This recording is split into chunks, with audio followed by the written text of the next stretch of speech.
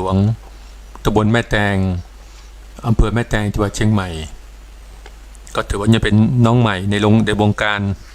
แต่ก็จะพยายามทำดีสุดเพราะว่าอย่างน้อยก็ช่วยเป็นการเผยแผ่คุณธรรมเผยแผ่เกียรติคุณขององค์พระสัมมาสัมพุทธเจ้าอีกอย่างก็จะได้เป็นการได้ช่วยเผยแผ่เกียรติคุณบางสิ่งบางอย่างเกี่ยวกับชีวประวัติของครูบาอาจารย์โดยเฉพาะครูบาธรรมชัยธรรมชโยซึ่งท่านมรณภาพนานกว่า33ปีให้ท่านได้เป็นที่รู้จักกับลูกศิษย์ลูกหาเด็กรุ่นใหม่ๆจะได้รู้จักครูบาอาจารย์รุ่นหนึ่งซึ่งอยู่ในยุคเดียวกับครูบาศรีวิชัยปี 2481 ช่วงนั้นหลวงปู่ยังหนุ่มอยู่ท่านยังมีประสบการณ์ท่านยังมีโอกาสได้รับใช้ครูบาอาจารย์ที่มีบุญญาธิการอย่างยิ่งคือครูบาเจ้าศรีวิชัยช่วงนั้นท่านครูบาศรีวิชัยยังได้สร้างบารมีในการสร้างวิหารวัดจามเทวีตำบลในเมืองนี่เองอำเภอเมืองจังหวัดลำพูนท่านก็อายุไม่มาก20กว่ายังได้ไปดูแลรับใช้ครูบาเจ้าศรีวิชัยในช่วงสุดท้ายปี 2481 เป็นช่วงสั้นๆช่วงเดียวจากนั้นเมื่อครูบามรณภาพไปแล้วระบุครูบาธรรมชัยก็ต้องเดินธุดงค์ขึ้นจากลำพูนขึ้นมาเชียงใหม่ได้ศึกษาวิชาการหลายๆอย่างจากครูบาอาจารย์ในยุคนั้นที่เชียงใหม่สุดท้ายก็มาได้เรียนกรรมฐานกับครูบาวัดน้ำมันหลวงครูบาอินทจักรรักษาซึ่งเป็นพี่ชายของวัดพระบาทตักผ้าครูบาพรหมจักรท่านก็ได้ศึกษากรรมฐานกับครูบาอินทจักรวัดวนารามน้ำมันหลวงนั่นเองทุกสิ่งก็เป็นอดีตนะครับเป็นอากิจธรรมดาในการที่ท่านได้สร้างบารมียุคหนึ่งของครูบาอาจารย์ได้เดินธุดงค์ไปที่นั่นในนี่ซึ่งอย่างอื่นก็จะเป็นปลีกย่อยในโอกาสต่อไปถ้ามืดมามืดไปช่างไร้ค่าสว่างมามืดไปยิ่งไร้ผลถ้ามืดมาสว่างไปไม่อับจนเกิดเป็นคนให้รู้ทางสว่างไปแกล้งตาบอดเสียบ้างในบางครั้งเพื่อระวังไม่ให้จิตหวั่นไหวแกล้งหูหนวกเสียบ้างช่างปะไรดีกว่าไปฟังทุกเรื่องเปลืองเวลาแกล้งเป็นใบ้เสียบ้างในบางที่ย่อมจะดีกว่าพูดบ่นเหมือนคนบ้าปิดหูปากให้สนิทและปิดตาเพื่อป้องกันปัญหามากวนใจอย่าลืมใครที่ห่วงใยให้ความรักอย่าลืมตักที่อบอุ่นนุนแทนหมอนอย่าลืมไหล่ที่เคยซบยามง่วงนอน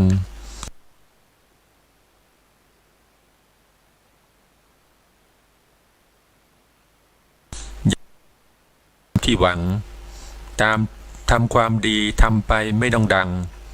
ใครชิงชังอิจฉาอย่าใส่ใจบาปกรรมทำแต่ดีทั้งชีวิตละบาปกรรมทำแต่ดีทั้งชีวิตและทำจิตให้เรืองรองผุดผ่องใสใครนินทาว่ากล่าวช่างปะไรเดี๋ยวมันก็แพ้ภัยกันไปเอง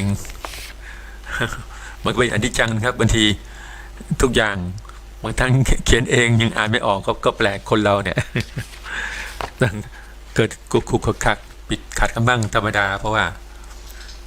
บางทีเขียนเองแล้วงงเอง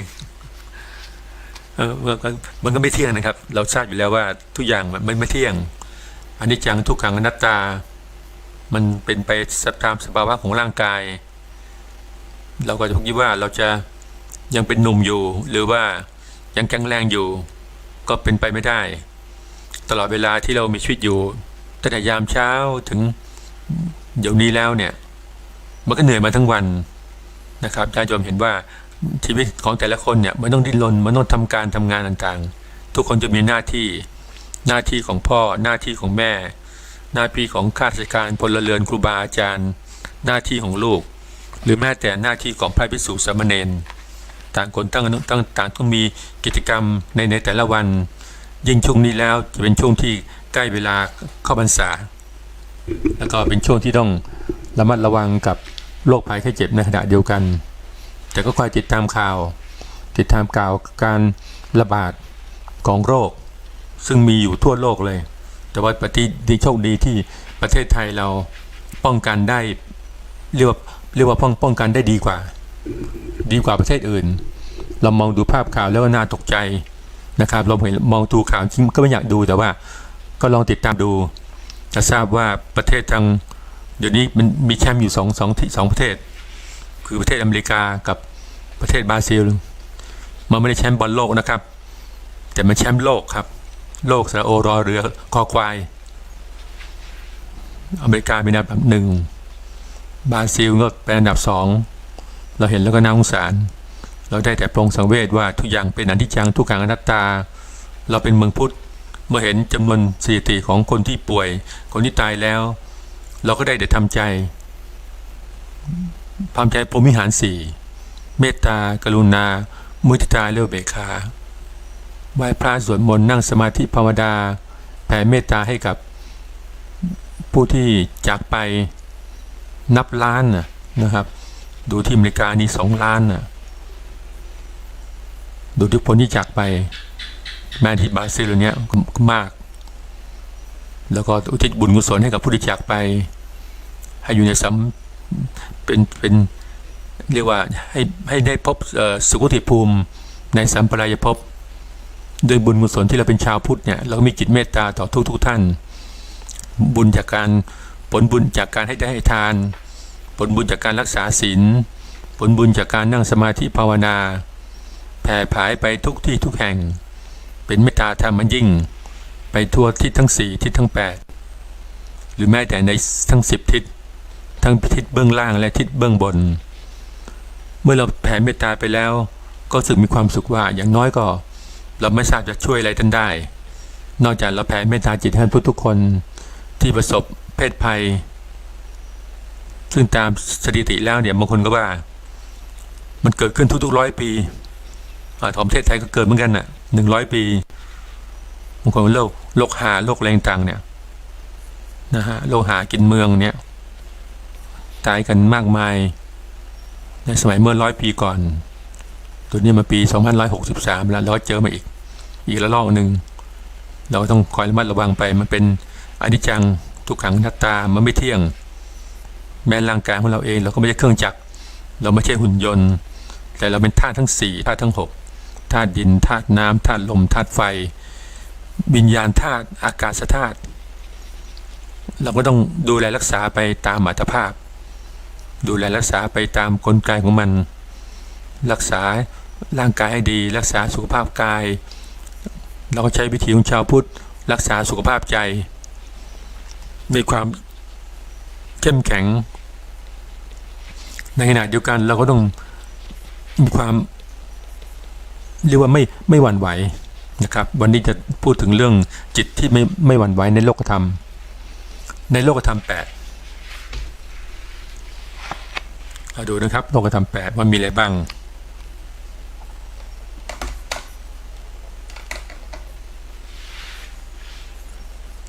โลกธรรม8ก็คืออยู่ในโลกธรรมสูตรหรือโลวิปัตติสูตรกล่าวถึงสิ่งที่มีลาภย่อมเสื่อมลาภมียศย่อมเสื่อมยศ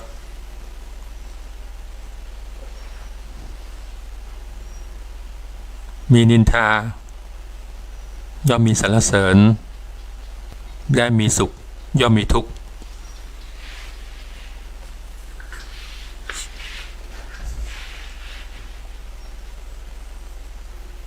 โลกธรรม8นี้มีสภาพที่ไม่เที่ยง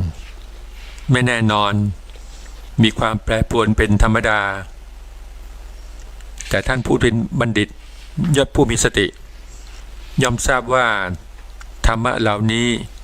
พิจารณาไปแล้วตามความเป็นจริงว่ามีความแปรปรวนเป็นธรรมดามีธรรมะอันน่าปรารถนาย่อมย่ำยีจิตของท่านไม่ได้ท่านย่อมไม่ยินดียินร้ายต่ออนิจฐารมณ์ท่านกำจัดเสร็จซึ่งความยินดีและความยินร้ายจนไม่เหลืออยู่อันหนึ่งท่านทราบทางนิพพานอันปราศจากทุลี ไม่มีความเศร้าโศก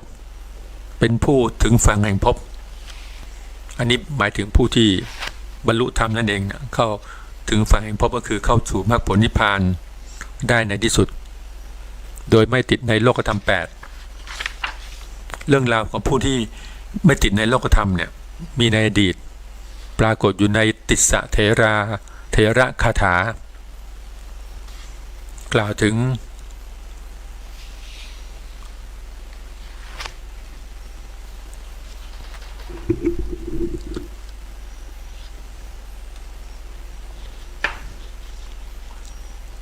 อดีตชาติของพระติสสะเถระซึ่งท่านเกิดในตระกูลของคนทำยานพาหนะท่านได้เคยถวายแผ่นกระดานที่ทำด้วยท่อนไม้จันทร์แด่องค์พระสัมมาสัมพุทธเจ้าพระองค์หนึ่งด้วยผลบุญแห่งนี้จึงทำให้ท่านได้เสวยสุขในสวรรค์ต่อมาในสมัยพุทธกาลนี้ของสมณโคดมเนี่ยท่านได้เกิดมาเป็นพระราชาทรงพระนามว่า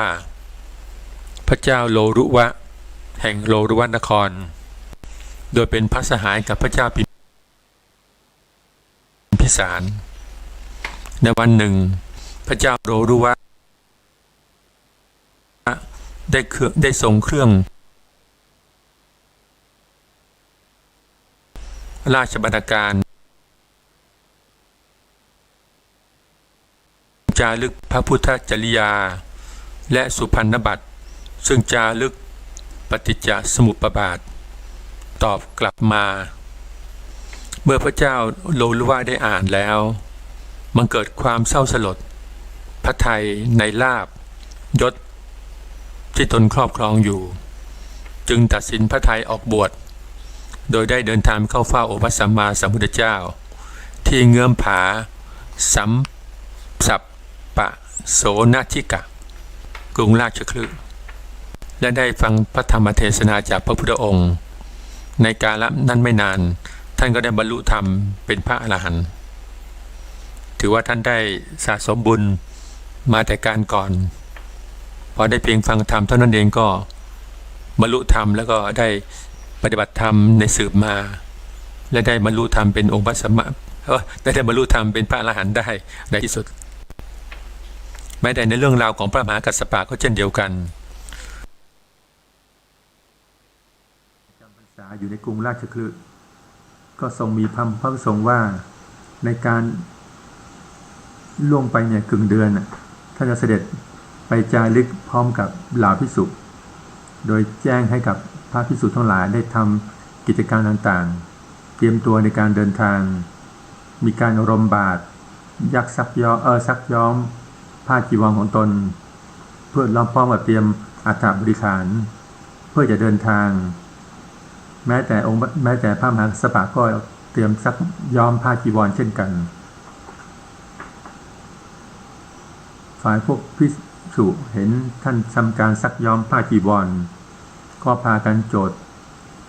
โทษพระเถระว่าท่านไม่อาจละญาติและอุปถากไปได้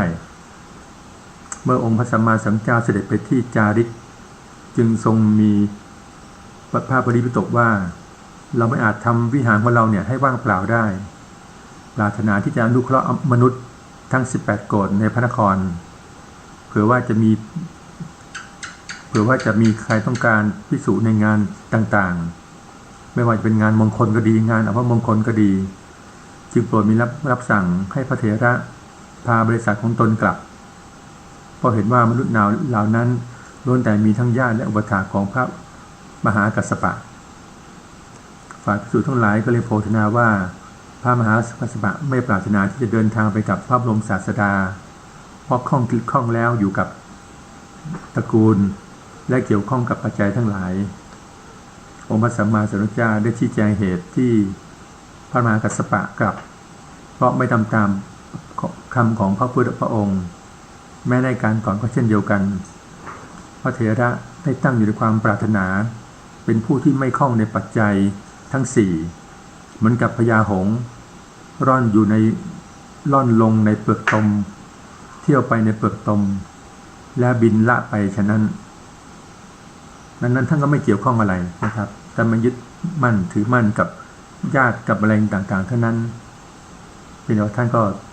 มีความปรารถนาที่จะช่วยสงเคราะห์ญาติในคราวที่องค์พระสัมมาสัมพุทธเจ้าจาริกไปที่อื่นปรารถนาที่จะโปรดญาติโยมในกรุงราชคฤห์เช่นเดียวกัน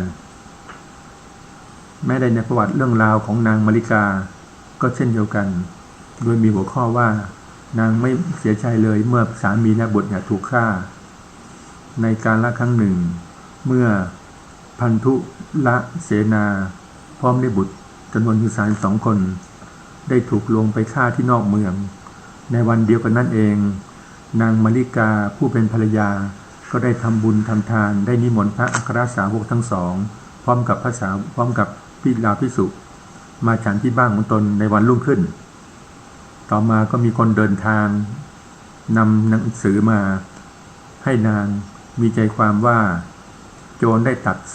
ศีรษะสามีของนางและบุตรแล้วพอนางทราบนางก็ไม่ได้เสียใจอะไรยังคงเก็บเรื่องนี้ไว้ไม่บอกใครยังคงอาฆาตยังคงถวายพระทหารดูแลพระภิกษุอยู่อย่างครบถ้วนเพื่อให้งานทำบุญในบ้านนี้เป็นไปด้วยความเรียบร้อยในขณะนั้นสาวใช้ของนางก็นำถาดเนยใสมาถวายพระแต่ก็พลาดพลั้งทำถาดนั้นตกแตกต่อหน้าพระเถระเสียก่อนพระเถระคือพระโมคคัลลาและพระสารีบุตรจึงได้กล่าวขึ้นว่าสิ่งของที่แตกไปแล้วก็เป็นธรรมดาเมื่อแตกไปแล้วใครๆก็ไม่ควรจะนำมาคิดถึงอีกนางมาริกาจึงตอบไปว่าดิฉันได้รับหนังสือออกจากคนเดินทางว่าสามีของดิฉันได้ถูกโจรฆ่าตายพร้อมกับบุตรแล้วดิฉันอ่านแล้วดิฉันก็ไม่ได้รู้สึกอะไรเพียงแต่แค่ถาดเนยสายตกเท่านี้ดิฉันจะคิดอะไรเล่าเพราะว่าจิตใจของนางคิดอยู่เลยเสมอเลยว่าทุกอย่างเนี่ยมันย่อมจะเกิดขึ้นตั้งอยู่และดับไปเป็นธรรมดาแม้แต่สิ่งที่เป็นมีชีวิตเป็นครอบครัวเป็นสามีเป็นลูกถึงเวลาก็เกิดขึ้นแม้ว่าการเกิดขึ้นนั้นมันจะเกิดขึ้นอย่างฉับพลันในขณะที่นางเนี่ยกำลังทำบุญทำทานแต่นางก็ไม่ได้มีความเศร้าโศกเสียใจกระทบกระเทือนใจแต่อย่างไรนางก็คงทำบุญอยู่ได้ตามเป็นปกติดังนั้นเห็นได้ว่าจิตใจของผู้ที่สามารถก้าวล่วงกับโลกธรรม8ไม่ว่าจะมีลาภเสื่อมลาภมียศเสื่อมยศมีนินทามีสรรเสริญมีสุขมีทุกข์ถ้าสามารถปล่อยวางได้ในขณะที่เรายังดำรงลาภอยู่นั้นในขณะที่มีลาภอยู่นั้นในขณะที่เรามียศอยู่นั้นเราทำใจได้อย่างตัวอย่างปัจจุบันเนี่ยเราเห็นว่าในช่วงสิ้นเดือนกันยายนจะเป็นช่วงที่เปลี่ยนหน้าที่การงานคนที่ได้รับเลื่อนยศก็มีคนที่ได้รับการพักหรือว่าเกษียณราชการก็มากไม่ว่าตำแหน่งใดๆถ้าอยู่ในอาชีพราชการแล้วเนี่ยมันก็ต้องพบกับคำว่าเกษียณอายุราชการเดือนกันยานี้เดือนกันยาเนี่ยปี663เนี่ยในอีกไม่กี่เดือนข้างหน้าแล้วตอนนี้เดือนมิถุนาละใกล้เดือนกรกฎาคมสิงหากันยาจากนี้มีเวลาประมาณ3 เดือนก็คงเป็นช่วงใกล้ออกพรรษาเช่นเดียวกันผู้ที่รับราชการตำแหน่งหน้าที่การงานต่างๆไม่ว่าจะเป็นผอ.เป็นครูบาอาจารย์ยศตำแหน่งต่างๆซึ่งพอถึงวันจันทร์เนี่ยจะเห็นว่าทุกคนก็ภาคภูมิใจได้ใส่ชุดราชการใส่ชุดทหารตำรวจตามเหล่าต่างๆในช่วงวันจันทร์หรือวันเป็นปกติก็ดูภาคภูมิใจเพราะว่าเดี๋ยวนี้การรับราชการเนี่ยก็ไม่ใช่ของง่ายคนที่เดินทางเข้าไปก็มากคนที่ต้องการก็มากคนที่อยากจะรับราชการก็มีมากขึ้นตามลำดับจะเห็นได้ว่าในแต่ละปีการสอบแข่งขันสอบกันมากๆเลยบางครั้งเนี่ยรับตำแหน่งเพียงไม่ถึง100เนี่ยบุตรคนสอน2-3 หมื่น บางที่60,000น่ะสอบทั่วประเทศเนี่ยดังนั้นคนที่เก่งที่สุดในวันเก่งด้านความรู้ด้านวิชาการสามารถสอบผ่านสัมภาษณ์ได้สามารถตรวจร่างกายสามารถมีทักษะทางร่างกายต่างๆได้หรือแม้แต่ตรวจแม้กระทั่งสุขภาพจิตเหมือนที่ตรวจหมดนะหมอความรายละเอียดนะคนที่เขารับราชการเนี่ยเขาจะตรวจทุกอย่างเลยไม่ว่าจะมีด้านความสามารถด้านวิชาความรู้ด้านวิชาการต่างๆตรวจถึงด้านจิตใจตรวจถึงแม้กระทั่งเรียกว่าอะไรโคตรตระกูลอ่ะโอ้ถึงเพียงนั้นเลยเอาหนักเลยเพื่อต้องการที่คนดีคนที่ดีคนมีคุณภาพเข้าสู่สังคมนะครับแล้วก็เห็นว่าอย่างน้อยจิตใจสำคัญบางคนมีความรู้จริงอ่ะความรู้กับจริงแค่เปลือกเนี่ยเปลือกนอกเนี่ยแต่ต้องจิตใจด้วยถ้าเป็นคนที่มีจิตใจมีปัญหาด้านจิตเนี่ยยิ่งน่ากลัวหรือให้แต่ปัญหาด้านโรคภัยให้เจ็บเนี่ยยิ่งน่ากลัวใหญ่นะครับโรคลมชักโรคอะไรที่ไม่เหมือนบุคคลทั่วไปเนี่ยนะครับแม้แต่เรื่องโรคจิตใจยังน่ากลัวยังต้องมีจิตเวชมันต้องปรึกษาแพทย์จิตแพทย์อะไรเนี่ยดูแลรักษาคอยดูว่าคนที่เข้ามาแล้วเนี่ยรับราชการแล้วเนี่ยจะมีอะไรแฝงอยู่หรือไม่นะครับมันต้องการคนที่ดีจริงๆเลยเพื่อเข้าสู่สังคมของอาชีพรับราชการดังนั้นพอคนที่รับราชการแล้วเนี่ยก็เลยมีความภาคภูมิใจว่าอย่างน้อยเราก็ผ่านมาได้กับสิ่งต่างๆเหล่านั้นก็ตั้งใจรับราชการตอบสนองสถาบันที่ว่าความยิ่งใหญ่เลยคือจะต้องเทิดทูนสถาบันของชาติศาสนาและพระมหากษัตริย์อย่างยิ่งยวดทำตนให้เป็นประโยชน์ต่อสังคมเป็นการตอบแทนบุญคุณของแผ่นดินเรียกว่าแผ่นดินของแม่จะต้องมีความรักชาติสูงมีความภาคภูมิใจในหน้าที่การงานไม่ว่าตำแหน่งใดก็ตามรับราชการครูรับราชการเป็นในส่วนของอบต.อบจ.ต่างหรือแม้แต่ส่วนของราชการของทหารตำรวจเนี่ยต้องมีความภาคภูมิใจทั้งนั้นที่ได้มีโอกาสได้เข้ามารับใช้ชาติแต่ตำแหน่งของราชการซึ่งจะเป็นฐานะที่ดูว่าดีอาจจะเรียกว่ามั่นคงที่สุดเลยตอนนี้ถ้าเปรียบเทียบกับอาชีพเกษตรกรอาชีพค้าขายอาชีพแรงต่างตอนนี้ลำบากไปหมดอ่ะนะครับความมั่นคงต่างๆนี่แทบไม่มีเหลือเลยดูในดัชนีหรือว่าดูในดัชนีการชี้วัดเนี่ยของคุณค่าของชีวิตตอนนี้หรือว่าดัชนีของความมั่นคงน่ะอาชีพข้าราชการมั่นคงที่สุดตอนนี้ไม่มีการลบเลยไม่มีการติดตัวแดงเลยอาชีพที่มั่นคงทั้งหน้าที่การงานทั้งรายได้อะไรต่างๆแต่พอมาดูในดัชนีของฝ่ายอย่างอื่นนะทางเกษตรกรรมทางค้าขายทางส่งออกเลยโอ้ปีนี้เป็นปี206แล้ว563นี่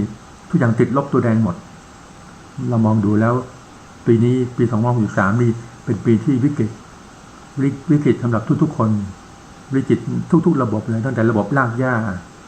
ระบบที่หาเช้ากินค่ำเกษตรกรรับจ้างอาชีพทุกอาชีพเลยยกเว้นราชการข้าราชการดีที่สุดนะครับเราจริงๆเลยก็เลยเป็นอาชีพที่ดีหรือแม้แต่ความเป็นสมณะเรามีอาชีพอะไรอาชีพเป็นพระภิกษุสามเณรอาชีพขอแล้วก็ฟังอาชีพที่องค์พระสัมมาสัมพุทธเจ้าบอกว่าอาชีพของพระภิกษุของเราคือขอมันขอทาน ถ้าพูดไปงั้นมันก็ดูเหยียบย่ำไปหน่อยแต่ว่าเป็นแบบนั้นจริงๆเพื่ออะไรนะเพื่อส่วนรวมหรือแต่ว่าสิ่งที่เราได้มาแล้วเนี่ยเพื่อความอยู่รอดของพรหมจรรย์เมื่อเราขอยังผ้าจีวรก็ดีขอจากทายกทายิกาขอข้าวอาหารบิณฑบาตก็จากทายกทายิกาขอเสนาสนะที่ทายกทายิกาได้ถวายสร้างถวาย ขอยังทีลานาเภสัชที่ญาติโยมจัดถวายมาทุกอย่างแล้วก็เพื่อความดำรงอยู่แห่งสมณะแล้วสมณะอยู่เพื่ออะไรสมณะก็อยู่เพื่อปฏิบัติธรรมรักษากายวาจาใจให้เรียบร้อยอยู่ในศีลในธรรมเป็นศีล10 ข้อก็ดีของสามเณรศีล227 ข้อก็ดีของสมณะของพระภิกษุเราได้จีวรเราก็เสพเราถึงใช้เสพผ้าจีวรเราได้รับผ้าจีวรมาแล้วเพื่ออะไรปกปิดกันยุงกันแมลงเหลือบลิ้นไหลมารบกวนคอยปัดคอยแรงต่างปกปิดความละอายเพื่อความอบอุ่นของร่างกายดับเสียทั้งเวทนาความหนาวเย็นจากอากาศเราก็เสพก่อนแล้วก็ใช้เราไม่ใช่ว่าเราจะเสพผ้าจีวรเหล่านี้แล้วชุดนั้นก็สวยเอาไว้ออกงานชุดนี้มันดูมนมองก็เอาไว้ทำงาน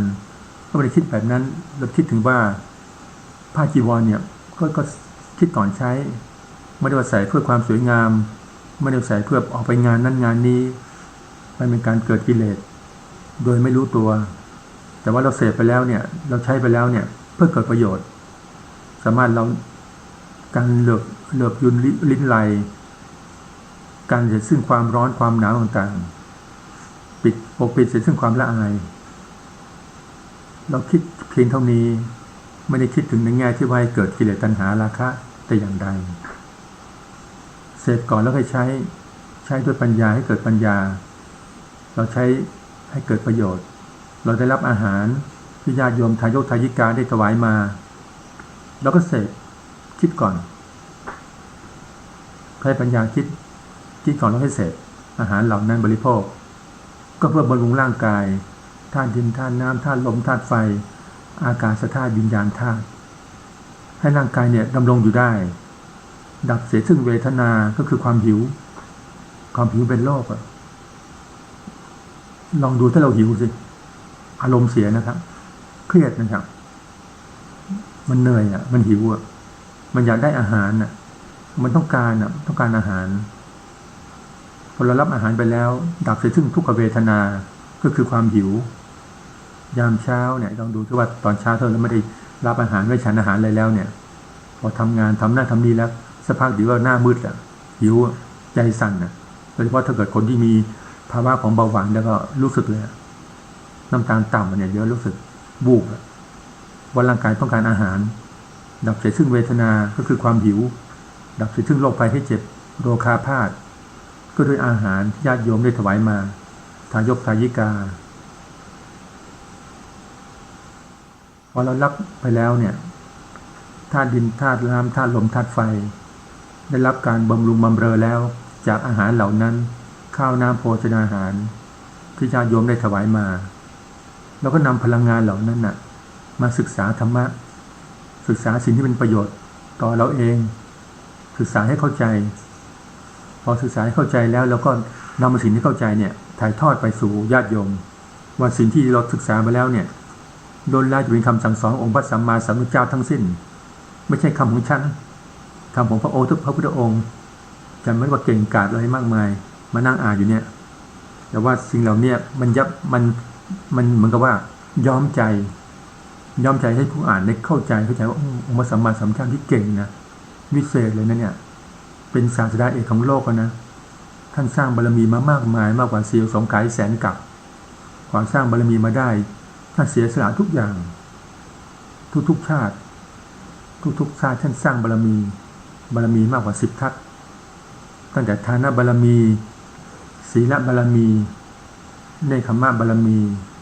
ปัญญาบารมีวิริยะบารมีขันติบารมีสัจจะบารมีอธิษฐานบารมีเมตตาบารมีอุเบกขาบารมีท่านสร้างบารมีมาทุกชาติเลยท่านสร้างบารมีมันยิ่งใหญ่ไม่ใช่ของง่ายที่บุคคลธรรมดาเนี่ยจะทำได้แล้วทำได้ในทุกชาติด้วยพอทำมาแล้วเนี่ยทุกชาติท่านตั้งความปรารถนาว่าผลบุญเหล่าเนี่ยท่านจะปรารถนาความเป็นพระพุทธเจ้าในโอกาสภายหน้าไม่ว่าชาติไหนก็ตามเมื่อบารมีนั้นครบถ้วนแล้วท่านจะเป็นพระพุทธเจ้าขอให้สำเร็จท่านก็ได้มาสำเร็จจริงๆในสมัยที่เป็น สวยพระชาติสุดท้ายเป็นเจ้าชายสิทธัตถะพอสำเร็จรู้ธรรมอริยสัจสี่ทุกข์สมุทัยนิโรธมรรคแล้วท่านจึงนำเอาสิ่งที่ท่านรู้แล้วเนี่ยรู้จากใจนะไม่ได้รู้จากหนังสือไม่รู้จากเครื่องคอมอะไรต่างไม่ใช่ไม่เหมือนปัจจุบันนะปัจจุบันเปิดคอมเปิดมือถือรู้หมดอะถามอากูถาม Google เนี่ยรู้หมดอะอากูเก่งอากูรู้หมดเลยเดี๋ยวนี้แต่ว่าองค์พระสัมมาสัมพุทธเจ้าท่านตรัสรู้เองด้วยปัญญามันเกิดจากการนั่งสมาธิภาวนาเกิดจากการสะสมบารมีมานานนับไม่ถ้วนแล้วคำสอนเหล่านั้นก็เป็นอมตะไม่มีศาสนาใดหรือว่าไม่มี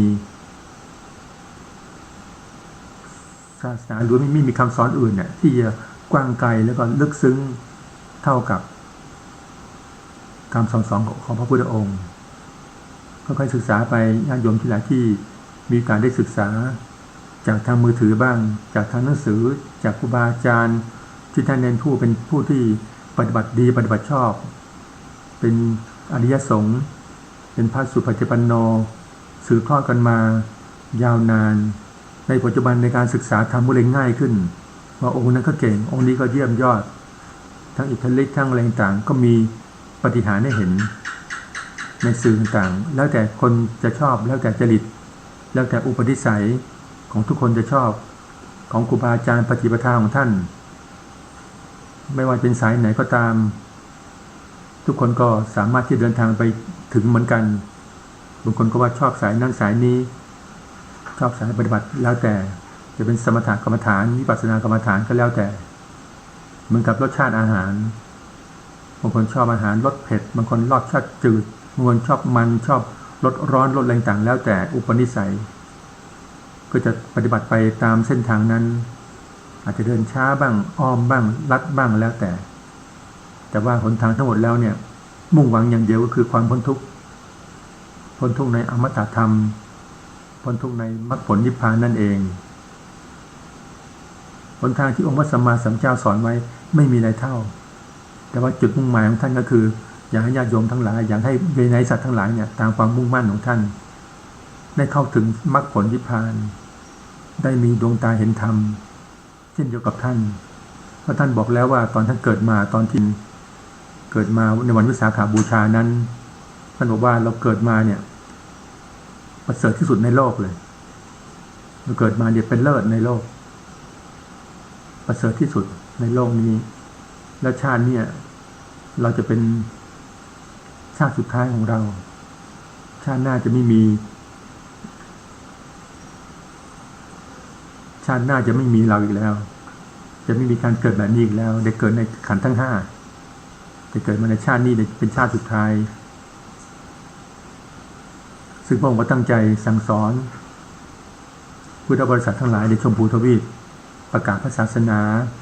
ยาวนานกว่า45พรรษาคำสั่งสอนของท่านก็บันทึกไว้แต่ก่อนก็ได้ใช้เพียงบุคคาพาถะท่องจำกันท่องจำสำนักนี้ท่องจำเรื่องพระสูตรสำนักนี้ท่องจำเรื่องพระวินัยอันนี้ก็เป็นพระอภิธรรมต่างฝ่ายต่างก็ท่องจำกันสืบกันมาไม่ได้จารึกมาจารึกเมื่อหลังพ.ศ. 300นั่นเองหลังจากทำสังคายนาแล้วก็เริ่มจารึกลงในแผ่นหินแผ่นศิลาในสมัยพระเจ้าอโศกมหาราชก็เริ่มเผยแผ่ธรรมะขององค์พระสัมมาสัมพุทธเจ้าให้เป็นหลักฐานจารึกไว้เพราะว่าสืบไปภายหน้าแล้วเนี่ยความทรงจำของมนุษย์เนี่ยจะเสื่อมมันจะจำไม่ได้หมดหรือว่าจำได้น้อยเลยต้องกระจารึกแล้วจารึกคำสอนองค์พระสัมมาสัมพุทธเจ้าเนี่ยลงในแผ่นหินแผ่นศิลาว่าพระองค์สอนอะไรบ้างจารึกไปก็เก็บไว้ในถ้ำเลยนะสิ่งที่จารึกไว้เนี่ยแกะสลักในแผ่นหินเนี่ยเพื่อรักษาคำสั่งสอนอันนั้นไว้พอจารึกเสร็จก็เก็บไว้ในถ้ำเพื่อไม่ให้สูญหายแต่ในปัจจุบันนี้เราก็มีการเผยแผ่ออกมาเป็นหนังสือเป็นคัมภีร์เป็นหนังสือแปลจากคัมภีร์มาเป็นภาษาขอมมาเป็นภาษาขอมจากขอมก็มาเป็นภาษาไทย แล้วก็เริ่มมีภาษาอังกฤษเริ่มพิมพ์แรงต่างมากมายนามการเล่าเวลาต่างประเทศไทยเราก็ได้พิมพ์เป็นภาษาไทยนะครับมีพระไตรปิฎกมี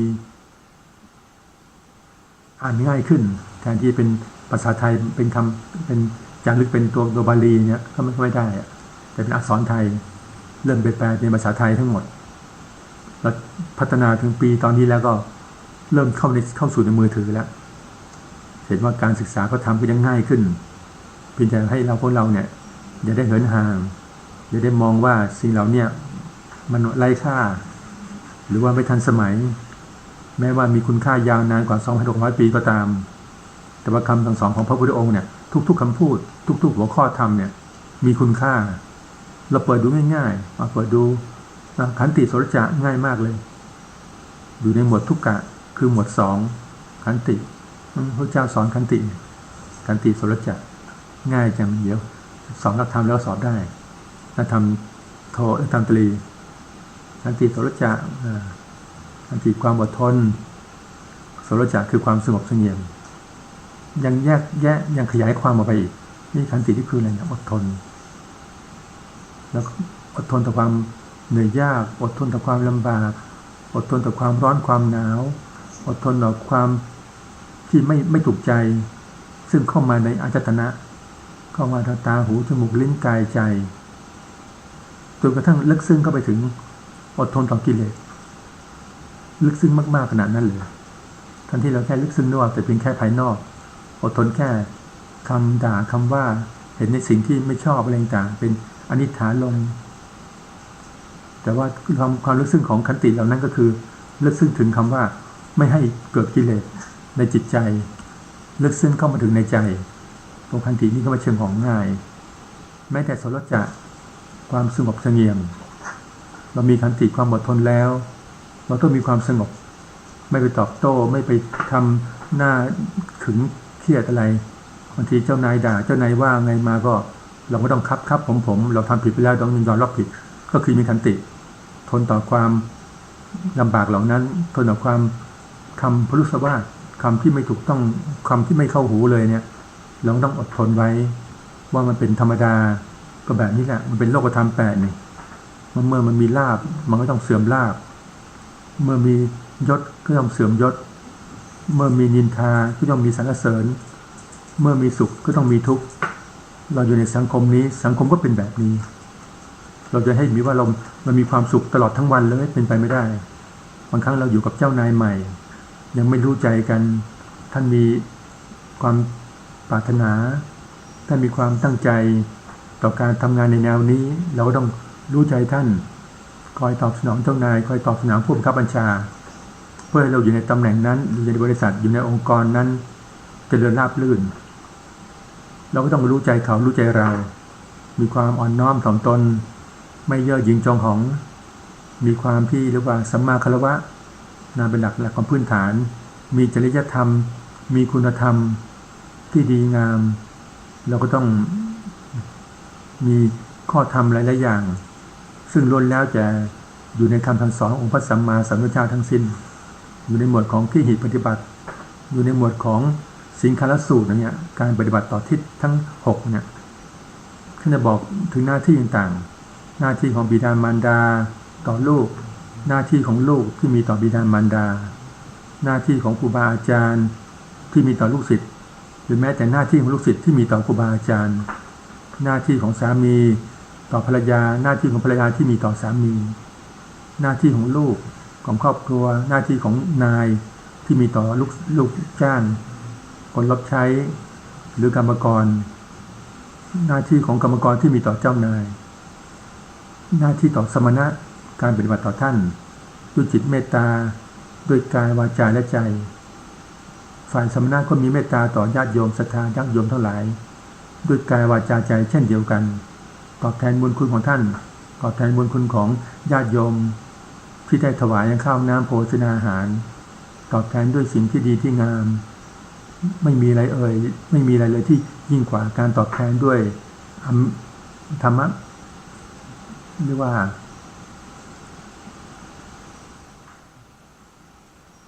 ก็มี2อย่างคืออมิสสะบูชา ตอบแทนด้วยอามิตรเนี่ยแล้วก็ตอบแทนด้วยธรรมะเป็นการต้อนรับเป็นการตอบแทนให้กับญาติโยมทั้งหลายในทุกๆครั้งซึ่งองค์พระสัมมาสัมพุทธเจ้าได้บอกอยู่เสมอว่าให้กล่าวสัมโมทนียกถาอนุโมทนาต่อญาติโยมทุกคนทายกทายิกาผู้มาถวายยังข้าวน้ำโภชนาอาหารในวันนี้หรือไม่แต่ทุกๆครั้งที่ได้กระทำบุญทำทานท่านก็ได้กล่าวอยู่เสมอเพื่อให้ทายกทายิกาเนี่ยได้ชื่นใจในบุญกุศลที่ตั้งใจทำมาอย่างสมมติเราไปทำบุญบ้านอย่างเงี้ยทำบุญบ้านในแต่ละครั้งแต่ละคราวจะเห็นว่าเจ้าภาพหรือว่าเจ้าของบ้านเนี่ยจะจัดเตรียมไม่ใช่ของง่ายนะอยู่ๆพระสงฆ์ไปนั่งพบทุกอย่างมีพร้อมหมดเลยเนี่ยมีพร้อมทั้งเสนาสนะพร้อมทั้งภัตตาหารจตุปัจจัยเครื่องทายทานต่างๆพร้อมทั้งแขกพร้อมทั้งญาติโยมพร้อมกับญาติพี่น้องเพื่อนบ้านในการทำบุญเนี่ยไม่ใช่ของง่ายจัดเตรียมมาเป็นเดือนในการที่จะจัดสถานที่ทำบุญบ้านทำบ้านให้เรียบร้อยจัดแจงเสนาสนะจัดแจงโต๊ะหมู่บูชาที่ต้อนรับพระนิมนต์พระกี่รูป9รูป5รูป7รูปแล้วแต่งานมงคลก็ส่วนมาก9รูปจัดแจงเสร็จซึ่งภัตตาหารอาหารบิณฑบาตอาหารถวายพระทหารเพลจัดแจงเสร็จซึ่งจตุปัจจัยเครื่องทายทานต่างๆเห็นว่าเจ้าภาพเนี่ยเตรียมมาเต็มที่อย่างน้อยเป็นเดือนในการเตรียมเสนาสนะในการรองรับการทำบุญในแต่ละครั้งแต่ละคราวจะเห็นเราจะเห็นความเรียบร้อยของงานว่าเจ้าภาพเนี่ยจัดเตรียมมาแล้วด้วยความตั้งใจสิ่งเหล่านี้บ่งบอกถึงความตั้งใจว่าเขาตั้งใจทำบุญมันจัดเตรียมมาเป็นเดือนบอกญาติโยมบอกแขกเหงื่อจัดเสนาสนะจัดโต๊ะจัดตังจัดอาหารแม่ครัวต่างๆจัดถ้วยจัดช้อนจัดเต็นท์จัดโต๊ะต่างถังไม้เรียบร้อยหมดเพื่องานต่างดำเนินไปได้เพื่ออะไรเจ้าภาพก็อยากได้บุญเจ้าของบ้านเจ้าของงานก็อยากได้บุญอยากได้หน้าได้ตา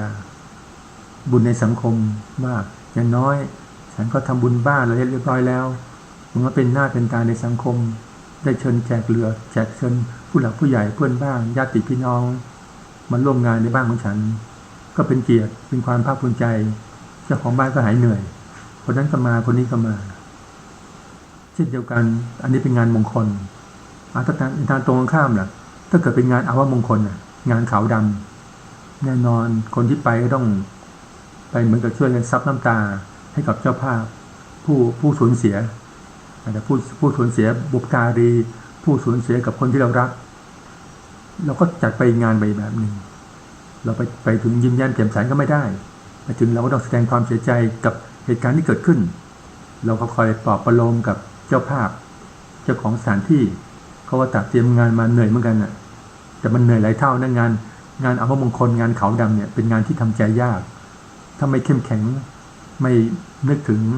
คำสั่งสอนองค์พระสัมมาสัมพุทธเจ้าแล้วเนี่ยบางทีเกิดจะเป็นลมเพราะมันหมดแรงมันกระทบใจไหนจะสูญเสียสิ่งที่เรารักไปแล้วยังต้องมานั่งเหนื่อยกับงานเหนื่อยกับหน้าที่การงานกับมาต้อนรับแขกอะไรต่างๆมาทุกคนก็มาแสดงความเสียใจ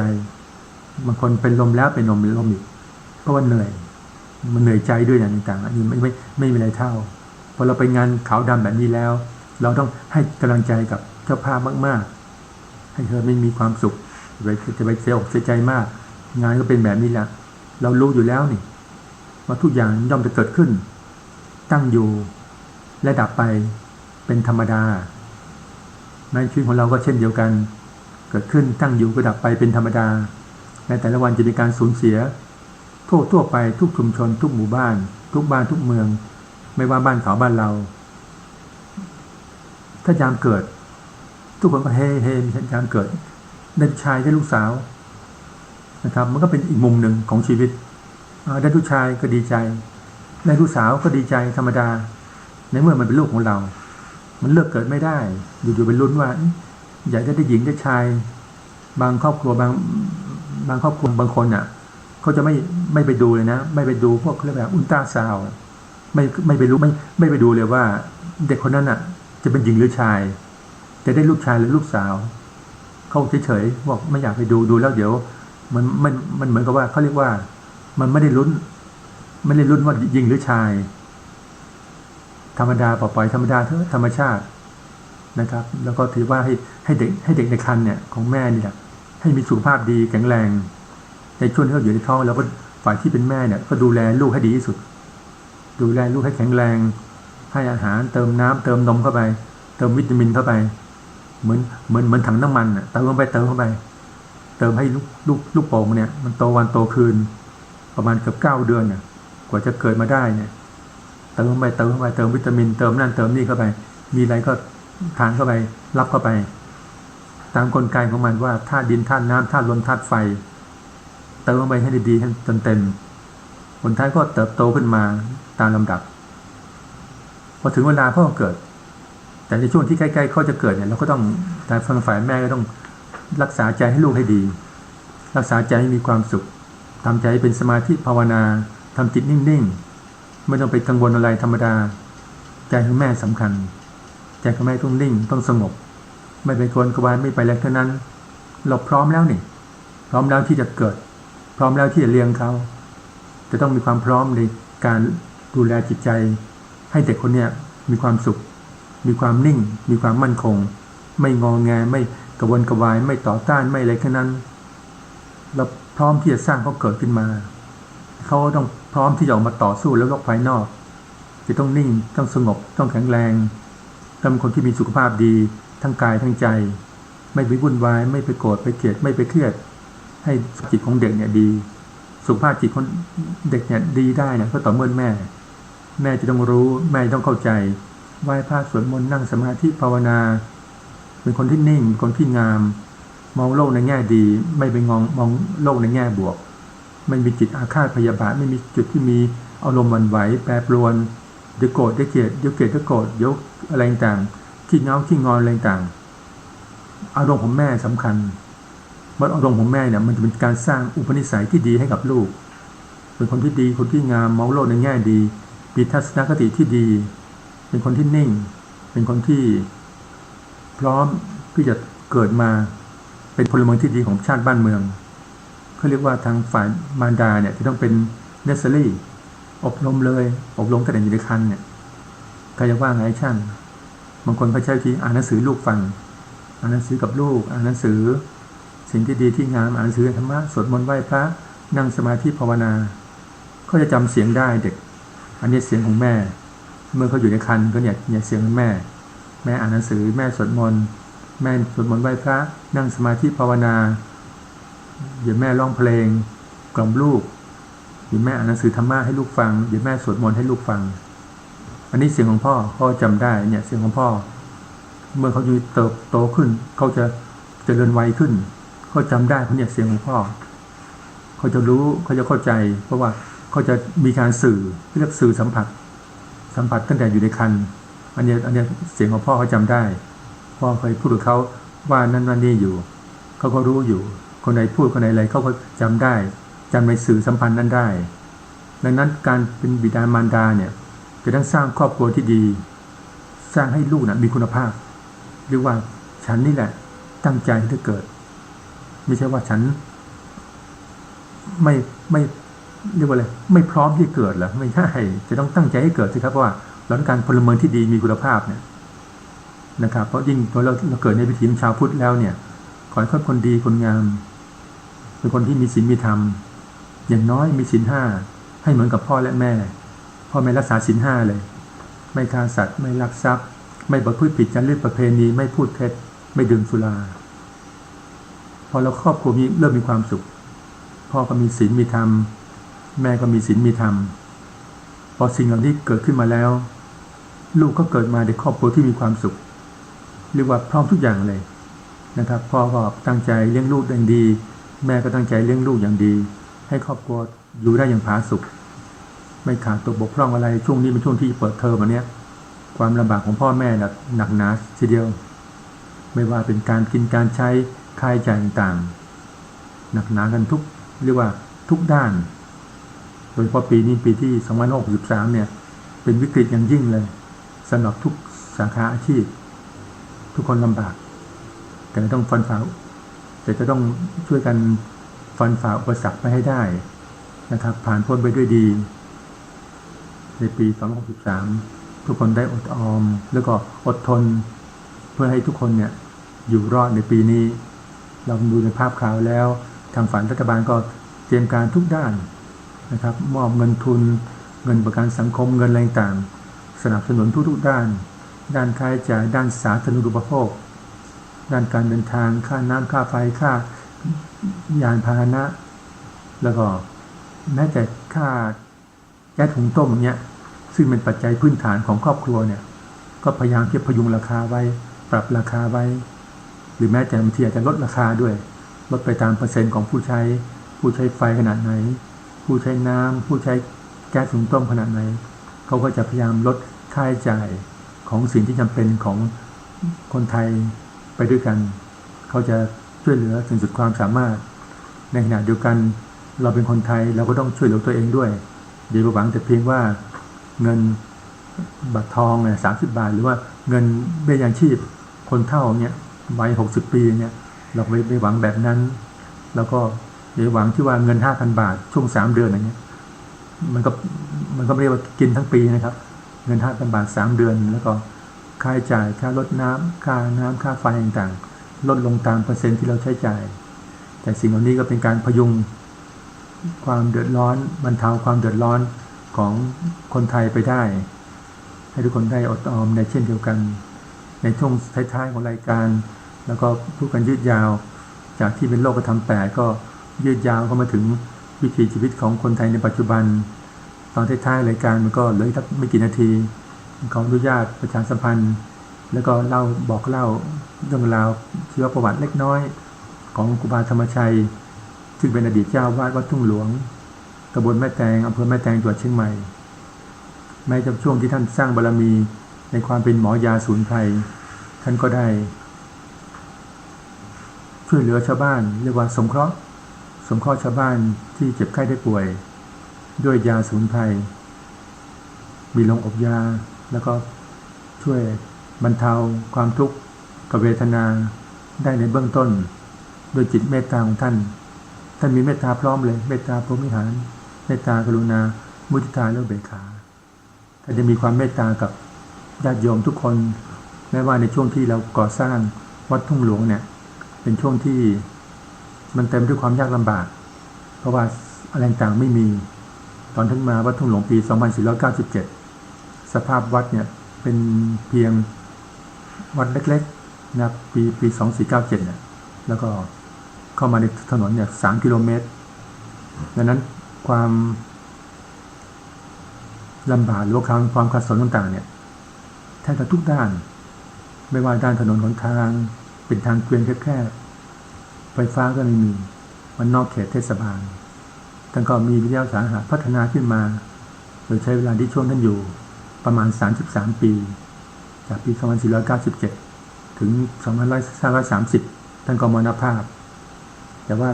ความเจริญต่างที่ท่านจะทำเขาคงเอาไว้ไม่ว่าจะเป็นอุโบสถเป็นวิหารเป็นสถานที่ปฏิบัติธรรมเมืองนิพพานเนื้อที่14 ไร่ท่านก็สร้างไว้อย่างเพียบพร้อมวางแผนเอาไว้จุดนี้จะเป็นอุโบสถประกอบสังฆกรรมต่างๆจุดนี้จะเป็นที่นั่งกรรมฐานนั่งสมาธิภาวนาแยกไปที่หนึ่งโดยตั้งชื่อว่าเมืองนิพพานหรือว่าวัดหนองบัวในปัจจุบันห่างจากวัดทุ่งหลวงไปประมาณ1 กิโลเมตรเนื้อที่14 ไร่ท่านก็พัฒนาให้เป็นพื้นที่ที่ได้นั่งสมาธิภาวนาในโอกาสเดียวกันส่วนวัดทุ่งหลวงก็เป็นเนื้อที่ประมาณ19 ไร่ท่านก็วางเสนาสนะจะมีโบสถ์วิหารกำแพงเสนาสนะที่พักของญาติโยมเรือนพักโรงอบยาสูนไพรท่านก็ไว้ใช้สำหรับช่วยบำบัดรักษาก็ไม่สบายคนที่เจ็บไข้ได้ป่วยแต่โดยความที่ท่านมีเมตตาโดยเมตตาธรรมของท่านก็ได้พัฒนาวัดทุ่งหลวงขึ้นมาเจริญขึ้นมาในปัจจุบันแต่ตอนท่านมรณภาพปี 2530 ก็สิ่งก่อสร้างต่างๆที่ท่านได้วางโครงสร้างไว้เนี่ยก็ได้เป็นเพียงเหมือนกับว่าครึ่งทางนะครับไม่ว่าเป็นที่นั่งสมาธิภาวนาก็นั่งสมาธิภาวนาก็ได้ครึ่งทางแล้วก็อุโบสถก็ได้ครึ่งทางเช่นเดียวกันสร้างไม่เสร็จไม่ทันท่านมรณภาพเสียก่อนในปี 2530 เมื่อวันที่ 5 ธันวาคม แต่ด้วยจิตเมตตาท่านยังประคองร่างกายที่จะสวดถวายแด่ในหลวงครบ60 พรรษาวันที่5 ธันวาที่โรงพยาบาลจุฬาท่านก็มรณภาพในวันที่5 ธันวาปี2530นั้นถวายเป็นพระราชกุศลในช่วงลมหายใจสุดท้ายเพื่อจะให้พระองค์ท่านได้มีพระชนมายุยิ่งยืนนานด้วยความจงรักภักดีในสถาบันของชาติศาสนาและพระมหากษัตริย์ท่านก็ได้ตั้งใจสวดให้ในหลวงท่านในวันที่5 ธันวาคมนั้นแต่ว่าท่านก็เป็นช่วงที่ท่านได้เข้ารับการรักษาที่โรงพยาบาลจุฬาก็เลยมรณภาพที่โรงพยาบาลจุฬาในวันที่5 ธันวานั่นเองในช่วงที่หลังจากท่านมรณภาพแล้วงานก่อสร้างต่างเราก็พัฒนามาตามลำดับจนถึงเดี๋ยวนี้แล้วยาวนานกว่า33 ปีที่ท่านมรณภาพไปท่านญาติโยมคงเห็นรูปภาพว่าจะมีการเปลี่ยนแปลงอยู่หลายๆอย่างเสนาสนะสิ่งก่อสร้างต่างๆก็จะเดินขึ้นแล้วก็เปลี่ยนแปลงขึ้นตามลำดับเราจะพัฒนาให้ดีให้ดูสวยงามดูงดงามแล้วก็พยายามที่จะดูแลวัดวาต่างๆให้ดีขึ้นด้วยบุญกุศลที่ท่านอยู่แล้วก็เป็นการถวายบุญให้ท่านด้วยอาศัยญาติโยมที่มีโอกาสได้มาช่วยพัฒนาเสนาสนะได้จัดเป็นกฐินวัดป่าได้จัดเป็นกองทุนต่างๆเข้ามาช่วยดูแลรักษาวัดวาต่างให้เจริญขึ้นตามลำดับยาวนานกว่า33 ปีแม้ว่าปีนี้ปี2563จะมีผลกระทบอย่างแรงผลกระทบกับโรคภัยไข้เจ็บทำให้สภาพวัดของเราก็ดูเงียบลงไปจึงได้อาศัยสื่อประชาสัมพันธ์นะครับเป็นตัววิ่งต่างๆตามหน้าจอญาติโยมทั้งหลายที่มีการได้รับชมในรายการธรรมะซึ่งถ่ายทอดทางสถานีวิทยุของวัดทุ่งหลวงสามารถร่วมทำบุญกันได้ตามกำลังเพราะว่าอย่างน้อยจะได้เป็นช่วยเป็นค่าน้ำค่าไฟค่าใช้จ่ายพื้นฐานค่าภัตตาหารแม้แต่ค่าอาหารสัตว์เลี้ยงซึ่งมีอยู่จำนวนมากแล้วก็เลี้ยงเขาด้วยเมตตาธรรมเป็นหมาเป็นแมวนั่นเองพูดกันง่ายๆแล้วก็พยายามดูแลเขาด้วยความเมตตาธรรมให้เขาได้มีความสุขตามอัตภาพญาติโยมทั้งหลายที่มีปัจจัยร่วมทำบุญมาก็ขออนุโมทนาสาธุการในช่วงสุดท้ายก็มีความสุขมีความเจริญประกอบไปด้วยอายุวรรณะสุขะพละปฏิภาณธนสารสมบัติสมดังความมุ่งมา่ปรารถนาทุกประการเทอญ